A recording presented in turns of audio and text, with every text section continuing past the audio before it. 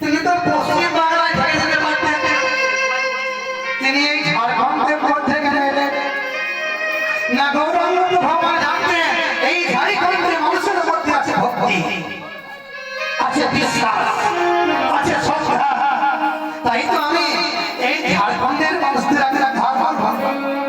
তাই ভক্তবৃন্দ দুটি বাহু তুলে গাইছে বলছে, ওগো এই ঝাড়খণ্ড থেকে এসেছে জানো, আমাদের গৌর এসেছে সোনার নদিয়া, ধরি ধরি কুলুর ধরে সবে তো শোনা যায় আমাদের গৌর এসেছে।